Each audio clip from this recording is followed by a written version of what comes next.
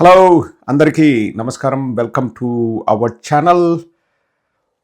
వెంకటకృష్ణ 2-3 రోజుల నుంచి విపరీతంగా తన బాధను వెళ్ళగక్కుతున్నాడండి. నాకు కూడా జాలేసింది.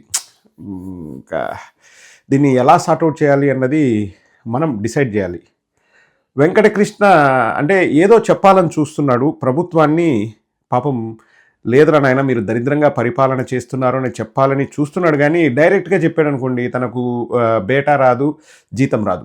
సో దాన్ని కూడా జగన్మోహన్ రెడ్డి గారు ఏదో అవకాశాలని అందిపుచ్చుకుంటున్నారు అని జగన్మోహన్ రెడ్డి గారినే బ్లేమ్ చేయాలని చూస్తూనే చెప్పకనే ప్రజలకు ప్రభుత్వ వైఫల్యాల గురించి ఇండైరెక్ట్గా చెప్తున్నాడు, నర్మగర్భ వ్యాఖ్యలు చేస్తున్నాడు. సో అర్థం కాని ప్రజల కోసం వెంకటకృష్ణ ఏం చెప్పాలనుకున్నాడు అన్నది క్లియర్గా నేను చెప్తానండి. ఎందుకంటే అతను నాకు స్నేహితుడు. ఎంత కాదనుకున్నా కానీ మనం కలిసి 5 ఏళ్ళ నుంచి ట్రావెల్ చేస్తున్నాం, ఎన్నో మాటలు అనుకున్నాం. లేకపోతే వాళ్ళు ఒక విమర్శ చేస్తే మనం ప్రతి విమర్శ చేసాం. సో అనుకోకుండా ఫ్రెండ్స్ అవుతాం. ఇప్పుడు నాకు వెంకటకృష్ణ నాకు ఎప్పుడు శత్రువుగా నేను భావించను. వెంకటకృష్ణ ఏదో జీతానికి పని చేస్తాడు అనుకుంటా, కానీ వెంకటకృష్ణ బాధని ప్రజలకు అర్థమయ్యేలాగా చెప్పడం మన బాధ్యత. ఒకసారి వెంకటకృష్ణ బాధ వినండి ప్లీజ్. ఆంధ్రప్రదేశ్ విషయానికి వస్తే ప్రతిపక్షం చాలా యాక్టివ్ గా ప్రోయాక్టివ్ గా పనిచేస్తుంది, కాకపోతే డిఫరెంట్ వేలో పనిచేస్తుంది. వైఎస్ జగన్మోహన్ రెడ్డి గారు చేస్తున్నది ఏంటి అంటే, మనం ఒకసారి క్రోనలాజికల్ గా వాళ్ళ పనుల్ని, వాళ్ళ చర్యల్ని, వాళ్ళ వ్యూహాల్ని గమనిస్తే ప్రభుత్వానికి ఎజెండా ఫిక్స్ చేస్తున్నాడు. ప్రభుత్వానికి సమాధానం చెప్పుకోక తప్పని ఒక కంపల్షన్ క్రియేట్ చేస్తున్నాడు. ప్రభుత్వం సమాధానం చెప్పుకోవాల్సి వస్తుంది ప్రతిదానికి. అలాంటి ఎజెండా ఫిక్స్ చేస్తున్నాడు జగన్. ఇది ఒకసారి మనం క్రోనలాజికల్ గా చూసినట్లయితే వచ్చి రాగానే లా అండ్ ఆర్డర్ అన్నాడు. వచ్చి రాగానే ప్రతిపక్షంలోకి, ఆ తర్వాత మార్కెట్ యార్డుల్లో అంతా బాగానే ఉన్నా అక్కడ ఏమీ లేదని చెప్పి చేసే ప్రయత్నం చేశాడు. ఆ తర్వాత ఆయనకి మెడికల్ కాలేజెస్ అంశం దొరికింది. ప్రభుత్వ ప్రైవేటు పార్టిసిపేషన్ PPP దీంట్లో పద్ధతిలో మెడికల్ కాలేజీలని ప్రభుత్వం నిర్మించాలి, పూర్తి చేయాలనుకుంది. అది తప్పు అని దాన్ని జనంలోకి తీసుకెళ్లే ప్రయత్నం చేసి, మేమేదో చేయకపోతే వీళ్ళు ఏదో ప్రైవేట్ పరం చేసేస్తున్నారు, వాళ్ళ బినామీలకి వాళ్ళకి కట్టపెట్టే ప్రయత్నం చేస్తున్నాడని చెప్పి నానా యాగి చేశారు దాని మీద. డిఎస్సి, ఈ డిఎస్సి పెద్ద స్కామ్ అయింది. ఈ డిఎస్సి లో నియామకాలన్నీ పార్టీ వాళ్ళకి ఇచ్చుకున్నారు, కులం వాళ్ళకి ఇచ్చుకున్నారు, లేదా స్పోర్ట్స్ కోటాలో ఇంకో కులం వాళ్ళ కులం వాళ్ళకి ఇచ్చుకున్నారు అని ఫ్యాక్ట్. అవునన్నా కాదన్నా it is fact. Sai Krishna అనే రౌడీ షీటర్ తెర మీదకి వచ్చింది. అంతే తక్కువ అందిపుచ్చుకు అమరావతికి వెళ్ళారు. నానా బీభత్సం, అక్కడ అల్లరి గోల. సో ఈ ప్రభుత్వానికి జగన్మోహన్ రెడ్డి అజెండా ఫిక్స్ చేస్తూ ఉంటే ప్రభుత్వం ఎందుకు చోద్యం చూస్తోంది? దాన్ని ఎందుకు మీరు బ్రేక్ చేయలేకపోతున్నారు? జగన్మోహన్ రెడ్డి ప్రయత్నాన్ని ఎందుకు బ్రేక్ చేయలేకపోతున్నారు? వెంకటకృష్ణ, నేను జాలి చూపించడం తప్ప ఏమీ చేయలేకపోతున్నాను. సో ఈ ప్రభుత్వ వైఫల్యాల్ని జగన్మోహన్ రెడ్డి గారు ఎండగడుతున్నారు అని చెప్పడానికి మొహమాటం అడ్డం వచ్చి బేటా తనను నోరు మూయిస్తూ ఉంటే, ఇంకా లేదు చెప్పాలి, నేను కూడా జర్నలిస్టే కదా, ఒకరోజైనా జర్నలిస్ట్ లాగా బతుకుదామని చెప్పేసి దాన్ని కూడా ప్లేటు ఫిరాయించి జగన్మోహన్ రెడ్డి గారు అందిపుచ్చుకుంటున్నారు. జగన్మోహన్ రెడ్డి గారు దిశానిర్దేశం చేస్తున్నారు, జగన్మోహన్ రెడ్డి గారు డిక్టేట్ చేస్తున్నారు గవర్నమెంట్కి అని చెప్పే ప్రయత్నం చేస్తాడు. ఓకే, నువ్వు మధ్యలో అర్సా క్లస్టర్స్ మిస్ అయినావు. ఇప్పుడు మేము ఏది డిక్టేట్ చేయట్లేదు, మేము అజెండా ఏది ఫిక్స్ చేయట్లేదు, గవర్నమెంట్ మా ట్రాప్లో పడట్లేదు వెంకటకృష్ణ. ఇక్కడే నువ్వు జర్నలిజంలో పాపం చెప్పాలని ప్రయత్నిస్తున్నావు, కానీ మళ్ళీ నీకు ఈ బేటా అనే విషయంలో నువ్వు రాజీ పడి నువ్వు ఇండైరెక్ట్గా జగన్మోహన్ రెడ్డి గారిని అంటున్నావు. వస్తూనే లా అండ్ ఆర్డర్ గురించి దాన్ని ఒక పెద్ద ఇష్యూ చేశారన్నారు. మరి రోడ్డు పైన ఒక భారతీయుణ్ణి, ఒక ఆంధ్ర రాష్ట్ర పౌరుణ్ణి, ఒక తెలుగువాడిని నరికి నరికి నరికి నరికి నరికి నరికి చంపితే లా అండ్ ఆర్డర్ బేషుగ్గా పనిచేస్తుందని మేము క్లాప్స్ కొట్టాలా వెంకటకృష్ణ? చెప్పు, నువ్వే చెప్పు. ఆడపిల్లలు పిట్టల్లా రాలిపోతుంటే, యాసిడ్ దాడులు జరుగుతుంటే, మానభంగాలు జరుగుతుంటే చంపుతుంటే ఆడపిల్లల్ని, చిన్నపిల్లలు మాయమవుతుంటే లా అండ్ ఆర్డర్ వహువా వహువా సూపర్ బంపర్ ఇరగదీస్తున్నారు అని మళ్ళీ తాలియా బజాయే అని మేము క్లాప్స్ కొట్టాలనా? మేము అజెండా ఫిక్స్ చేయట్లేదు, దారుణాలని ఎత్తి చూపుతున్నాం వెంకటకృష్ణ. అదేదో మేము అజెండాతో మేము వస్తున్నాము, ప్రభుత్వం సమాధానం చెప్పుకుంటుందని నువ్వు సన్నాయి నొక్కులు నొక్కినంత మాత్రాన ప్రజలేవి ఈ పిచ్చోళ్ళు కాదు. మేము ప్రజల తరపున పోరాడుతున్నాం. రెండవది, అర్సా క్లస్టర్స్ చెప్పడం మర్చిపోయాడు. ఇంకా మార్కెట్ యార్డ్లో ఏదో అన్నాడు. మార్కెట్ యార్డ్లు బాగా జరుగుతున్నాయంటే ఎంత బాగా జరుగుతున్నాయో లోకల్గా ప్రజలే చెప్తారు. మేము దాన్ని విపరీతంగా ఏదో చేయాలని మేము ఎప్పుడు ప్రయత్నించలేదు. అర్సా క్లస్టర్స్ నువ్వు మర్చిపోయావు. అర్సా క్లస్టర్స్ అన్నది మేము అజెండా ఫిక్స్ చేసి ఒక దొంగ కంపెనీ స్టార్ట్ చేసి ఎక్కడ అమెరికాలో 3 పనిచేసే కంపెనీకి 1,000 కోట్ల భూములు మేము ఇస్తామని చెప్పేసి మేము అజెండా ఫిక్స్ చేస్తే గవర్నమెంట్ రియాక్ట్ కాలే. వాళ్ళు ఏదో ఆ అర్సా క్లస్టర్స్ వాళ్ళు ఎలక్షన్స్ ముందు ఏదైనా తెలుగుదేశం వాళ్ళకు హెల్ప్ చేశారేమో, సరే మీకు మేము హెల్ప్ చేస్తాం, ఇప్పుడు అధికారం వచ్చింది కదా అని చెప్పేసి ఊరికినే భూములు కట్టబెట్టాలని చూస్తే దాని మొత్తం భాగవతాన్ని బయటపెట్టింది వైఎస్ఆర్ కాంగ్రెస్ పార్టీ, అలాగే న్యూట్రల్ మీడియా. ప్రధానంగా న్యూట్రల్ మీడియా ఫస్ట్ దాన్ని లేవనెత్తింది. తర్వాత వైఎస్ఆర్ కాంగ్రెస్ పార్టీ మేము దాన్ని బలంగా ప్రజల్లోకి తీసుకెళ్ళాం. తర్వాత ప్రభుత్వం వెనక్కి తగ్గి రూపాయికి భూములు ఇవ్వడం ఆపేసింది. మేము ఎక్కడిస్తున్నాం? నెల రోజులండి, పోయిన ఏప్రిల్లో ఈ తతంగం జరిగితే నెల రోజులు నారా లోకేష్ నోరు తెరిస్తే ఒట్టు అన్నీ సర్దేసుకొని ఇంకా తర్వాత వచ్చేసి మేము ఎప్పుడు ఇస్తున్నాం అని సైలెంట్ ఉంటాడు. నారా లోకేష్ చాలా తెలివైనడు, వచ్చేసి ఊరికే మాట్లాడు. అంటే వేరే వాళ్ళ మీద బురదలంటే జల్లుతాడు. మా అమ్మనంటే ఊరుకుంటాను అది ఇది అంటాడు. కానీ జూనియర్ ఎన్టీఆర్ గారి తల్లి గారిని తిట్టారు కదంటే నోరు తెరవడు అసలు నోరే తెరవడు. చాలా ఇంటెలిజెంట్ ఫెలో. అర్సా క్లస్టర్స్ విషయంలో కూడా నోరు తెరవలేదు. తర్వాత ఈ మెడికల్ కాలేజెస్ వచ్చాయంట, దాన్ని జగన్మోహన్ రెడ్డి గారు అందిపుచ్చుకున్నారంట, అజెండా ఫిక్స్ అయ్యారు. మళ్ళీ దాంట్లో కూడా పూర్తి వీడియో నేను చూపించలేదండి. ఏమంటాడంటే వాళ్ళు ఏదో 2-3 మెడికల్ కాలేజీలు ఏవో స్టార్ట్ చేసి శంకుస్థాపన చేసి పిల్లర్లు వేసారు, తర్వాత ఈ ప్రభుత్వం కొనసాగిస్తే సిగ్గుండాల వెంకటకృష్ణ. 12-13 వాళ్ళు చెప్తున్నారు సబ్జెక్టు కరెక్షన్ ఇవన్నీ మాట్లాడుతున్నారు. మేము 17 తెచ్చి 5 పూర్తి చేసి 2 ప్రారంభానికి రెడీగా ఉన్నాయి. ఈ 2 ఏళ్లలో పండబెట్టినారు దాన్ని. ఇంకా మేము ప్రజల తరపున ఈ ప్రైవేటు పరం చేయొద్దు అని అడగడం కూడా తప్పేనా? అది అందిపుచ్చుకోవడం, అది అజెండా అంటే ఇంకా ఒరే నాయన మేలుకొండ్రా ప్రభుత్వం, మీరు జగన్మోహన్ రెడ్డి ఇంత యాక్టివ్గా ఉంటే మీరేం చేస్తారు, గుడ్డిగురం పళ్ళు దొంగతున్నారని చెప్పాల్సింది ఇంకా డైరెక్ట్ చెప్పలేడు. సో ఇట్లా చెప్తున్నాడు. మీకు అర్థమవుతుంది కదా, నేను క్లారిఫికేషన్ ఇస్తున్నాను అంతే. నెక్స్ట్ ఇంకా డిఎస్సి అన్నాడు. ఇంకా డిఎస్సిలో ఎన్ని అవకతవకలు జరిగినాయో, డిఎస్సిలో మెడల్లు సాధించి ఉద్యోగం రాని వాళ్ళే బయటకు వచ్చి చెప్తున్నారు.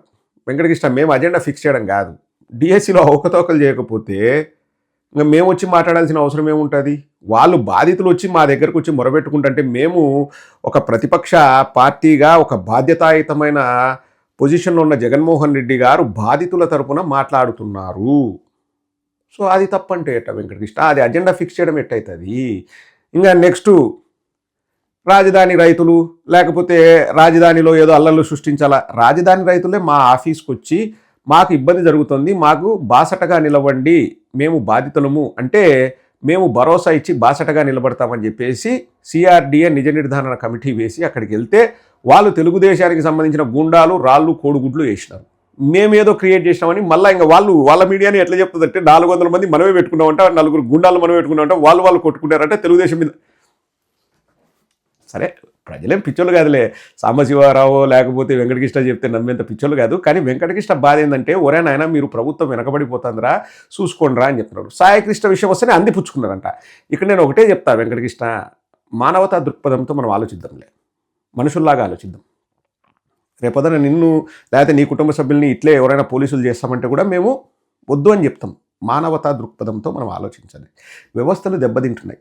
ఇప్పుడు సాయికృష్ణ విషయం అన్నది సాయికృష్ణ తల్లిగారికో కుటుంబానికో సంబంధించింది కాదు. ఎస్ వాళ్ళకి ఎక్కువ బాధ ఉంటుంది మనకంటే. ఒక ఇంట్లో కుటుంబ సభ్యుని కోల్పోతే ఆ బాధ ఎంత ఉంటుందో ఎవరికైనా మనం అర్థం చేసుకోగలం. వాళ్ళ బాధ చాలా పెద్దది. కానీ మనం సమాజంగా వాళ్లకు సపోర్ట్ ఇస్తూనే మనం దీన్ని ఒక ఇంటి సమస్యగా మనం చూడడానికి లేదు. వ్యవస్థలో లోపాలని ఎత్తి చూపే ప్రయత్నం ఒక ప్రతిపక్ష పార్టీగా మేము చేసాము. సాయికృష్ణ విషయాన్ని అందిపుచ్చుకోవడమా ఇంకొకటి అందిపుచ్చుకోవడమా కాదు. సాయికృష్ణ అనే వ్యక్తి వ్యవస్థలో లోపాలని ఎత్తి చూపాడు. సాయికృష్ణ రౌడీ షీటర్ అయితే చంపేస్తారా? వెంకటకృష్ణ నిన్నే అడుగుతున్నా, రౌడీ షీటర్ అయితే లాకప్ డేట్ చేసేస్తారా? ఇంకా ఆ సంబడానికి కోర్టులు ఇవన్నీ ఎందుకు, మూసేసుకుందాంలే. అది కూడా చెప్పు జర్నలిజంలో. ఇప్పుడు ఒక వ్యక్తిని చంపడం, లాకప్ డెత్ చేయడం తప్పు అని మేము అంటున్నాం. వాళ్ళు చెప్పే కారణం ఏంది, రౌడీ షీటరు, 23 కేసులు ఉన్నాయి, పోక్సో అది ఇది అన్నాడు. ఒరే నాయన 50 కేసులు ఉండని లేరా, కోర్టు మరణశిక్ష వేయమను. మనం కోర్టులను గౌరవిస్తాం. కోర్టుల్ని గౌరవించింది ఎవరండి? ఈ పాలకులు, ఆ పోలీసులు అంటే అందరు కాదు, ఎవరైతే ఇన్వాల్వ్ అయినారో వాళ్ళు. వ్యవస్థల్ని వాళ్ళు గౌరవించట్లేదు. వ్యవస్థలపైన గౌరవం ఉంటే చంపడం కరెక్టు అని ఇప్పుడు పవన్ కళ్యాణ్ ఎట్టంటాడు? అనకూడదు కదా. అసలు దాని గురించి మాట్లాడు, అదృశ్యమైపోయినాడు అది ఇది అంటాడు. ఏదో వాడు రౌడీ షీటరు, నేను వెనకేసుకుని రాను. నువ్వు వెనకేసుకు రావద్దబ్బా, కోర్టులో సబ్మిట్ చేయి, కోర్టులో ప్రొడ్యూస్ చేయి, కోర్టు మరణశిక్ష వేయమను, రేపొద్దనే వేయమను. కోర్టు నిర్ణయాన్ని మనం గౌరవిస్తాం. అంటే ఇంకా కోర్టులతో పని లేదు అని వాళ్ళు యాక్ట్ చేస్తుంటే ఒక ప్రతిపక్ష పార్టీగా ప్రజాస్వామ్యాన్ని కాపాడాల్సిన బాధ్యత ఉన్న మేము మాట్లాడడం తప్ప వెంకటకృష్ణ? మేము అజెండా ఫిక్స్ చేయడమా వెంకటకృష్ణ? ఇక్కడ అజెండా లేదు, ఆవకాయ బద్ద లేదు. వాళ్ళ తప్పుల్ని ఎత్తి చూపుతుంటే వాళ్ళు ఇంకా అర్థం కాక గిల కొట్టుకుంటున్నారు. ఏం చేయాలో తెలియదు. కాబట్టి మళ్ళీ ఇప్పుడు మనకి ఇది మైలేజ్ రావాలి, డ్యామేజ్ కాకూడదు అంటే జగన్మోహన్ రెడ్డి గారి మీద వేద్దాం. మనం ఎజెండా ఫిక్స్ చేస్తున్నారంటే ప్రజలు ఏమనుకోవాలి, ఓహో జగన్మోహన్ రెడ్డి గారు ఇదంతా అంటే మేము అజెండా ఫిక్స్ చేస్తే వాళ్ళు పాలకులు వాళ్ళు మా మాట వింటున్నారా? వాళ్ళు తప్పులు చేస్తున్నారు. డబ్బులు ఎట్లా మింగాలా అన్నది ఆలోచిస్తున్నారు. డబ్బులు మింగి తేపులు బయటకు వస్తుంటే ఆ తేపులు వచ్చినప్పుడు నిజాలు బయటపడుతున్నాయి. సో దానిపైన మేము పోరాటం చేస్తున్నాం. వద్దురా నాయన, వ్యవస్థల్ని గబ్బు లేపకండి, వ్యవస్థల్ని పాడు చేయకండి, డబ్బుల కోసం ప్రజల సొమ్ముని ఐస్ క్రీమ్ లాగా నాకకండి అని చెప్తున్నాం. అది తప్పంట. అది మేము అజెండా ఫిక్స్ చేయడం అంట. ఎస్, మేము ఒక అజెండా అయితే ఫిక్స్ చేసుకున్నాం వెంకటకృష్ణ. ప్రజల తరపున పోరాడాలన్న అజెండా అయితే బలంగా ఫిక్స్ చేసుకున్నాం. ప్రతి కార్యకర్త నరాన అది ఉంది. వాళ్ళ శరీరంలో రక్తంతో పాటు ఆ అజెండా అయితే ఉంది. ప్రజలకు మంచి చేయాలి అన్నది. వైఎస్ఆర్ కాంగ్రెస్ పార్టీ ఎప్పుడూ అట్లే ఆలోచిస్తుంది. మీరు ఏమంటే గత 5 ఏళ్లలో బమ్మిని తిమ్మి చేసి ఏందో ప్రజలకు నూరిపోసి ఏదో చెప్పి మీరు ఏదో ట్రై చేశారు. కానీ మా అజెండా ఎప్పటి నుంచో పార్టీ పెట్టిన ఫస్ట్ డే నుంచి జగన్మోహన్ రెడ్డి గారి అజెండా ఒకటే, ప్రజలకు మంచి చేద్దామని చేసి చూపించారు. ఇప్పుడు కూడా మేము ప్రజల తరఫున పోరాడుతున్నాం. ఇంకా నువ్వు చాలా చెప్పలే, నువ్వు మిస్ చేసుకున్నావు. మా అజెండాలో ఇంకా చాలా ఉన్నాయి. 3,70,000 కోట్లు ఎంతో అప్పు చేసినాడు చంద్రబాబు నాయుడు. ప్రతి వారం తలుపు తట్టి ఆర్బీఐ తలుపు తట్టి అప్పు చేస్తున్నాడు. రాజధానిలో 20,000 రూపాయలు స్క్వేర్ ఫీట్ కన్నా దాన్ని కూడా మేము లేవనెత్తినాం. చాలా అజెండా ఉంది మాకు. ఆ లెక్కను చూసుకుంటే మా అజెండా చెప్తేనే భయపడతారు. రైతులకు గిట్టుబాటు ధర, అది మా అజెండా. జగన్మోహన్ రెడ్డి గారు వెళ్ళారు.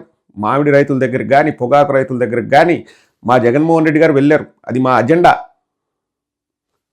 వైజాగ్ స్టీల్ ప్లాంట్ బాధితుల దగ్గరికి మా జగన్మోహన్ రెడ్డి గారు వెళ్ళారు. అది మా అజెండా. మేము అజెండా ఫిక్స్ చేస్తున్నాం. మేము పోరాడుతూనే ఉంటాం, అవిశ్రాంతంగా పోరాడుతూనే ఉంటాం, అనర్గళంగా మాట్లాడుతూనే ఉంటాం. మా భాష, మా మాట, మా యాస, మా తపన, మా తాపత్రయం రాష్ట్ర ప్రజల కోసం. మీ మాట, మీ కట్టుబాట్లు, మీ వేషధారణ, మీ డ్రామాలు, మీ నాటకాలు అవన్నీ పచ్చ బాసుని మీరు సంతోషపెట్టడం కోసం. Both are not same Venkatakrishna, both are not same. ఇంకా చెప్తున్నాం కదా, ఈ అజెండా ఇంకా అంతులేని అజెండా. ఇది గుర్తుపెట్టుకోండి. ఇంకా అది ఎవరు ఫిక్స్ చేస్తారు కాదు. సమస్యల నుంచి పుట్టుకొచ్చే అజెండా మాది, డబ్బుల నుంచి పుట్టుకొచ్చే అజెండా మీది. Both are not same Venkatakrishna, గుర్తుపెట్టుకో. నువ్వు కక్కలేక మింగలేక ఏదో జర్నలిజం చేస్తున్నావు, కానీ మేము బాధ్యత, గుండెల నిండా ప్రజలపైన ప్రేమతో మేము మాట్లాడుతున్నాం. Both are not same. ఎందుకు ఈ బాధ? నీకు ఎప్పుడో చెప్పిన, ఎలాగో మీ ప్రభుత్వం ఉంది, తెలంగాణలో కూడా మీకు మంచి పలుకుబడి ఉన్నట్టుంది. సులభ్ కాంప్లెక్స్ కాంట్రాక్ట్లు తీసుకో వెంకటకృష్ణ, అంతకు మించిన ఉద్యోగం నీకు లేదు. అఫ్కోర్స్ నువ్వు జర్నలిస్టువే, సాంబాగాడ్ అంటే చదవలే, నువ్వు చదివినావని నేను నమ్ముతాను, నువ్వు జర్నలిజం ఏదో చదివినావు అంటున్నావు. కానీ ఇటువంటి జర్నలిజం చేసే బదులు అది బెస్ట్. పోనీ నికార్సైన జర్నలిజం చేద్దామంటే ఒకరోజైనా చెయ్యి. నేను మొన్న పొగిద్దా నిన్ను, నీకు గుర్తుందో లేదు వెంకటకృష్ణ. ఒకరోజైనా నికార్సైన జర్నలిజం అంటే ఒకరోజు చేసినావు, దాన్ని కంటిన్యూ చేయు. ఎందుకు ఈ డొంక తిరుగుడు అంత ఎందుకు? మీకు కూడా అర్థమైంది కదండి. అజెండా ఎవరు ఫిక్స్ చేస్తున్నారు, అజెండా ఎవరు అమలు చేస్తున్నారు, ఎందుకు అజెండా ఫిక్స్ అవుతుంది, ఎవరి తరపున పోరాడేటప్పుడు ఈ అజెండా అనేది ఫిక్స్ అవుతుంది, షెడ్యూల్ అనేది క్రియేట్ అవుతుంది. ఇప్పుడు మీకు అర్థమైంది కదా. Thank you Venkatakrishna. నువ్వు పొగిడావులే, జగన్మోహన్ రెడ్డి గారిని పొగిడామని అనుకోవాలి. కానీ ఆ పొగడడం కూడా డైరెక్ట్గా పొగడకుండా ఇండైరెక్ట్గా పొగిడావు. నేను డైరెక్ట్గా ప్రజలకు అర్థమయ్యేలాగా చెప్పాను. That's it. I'll see you in my next video.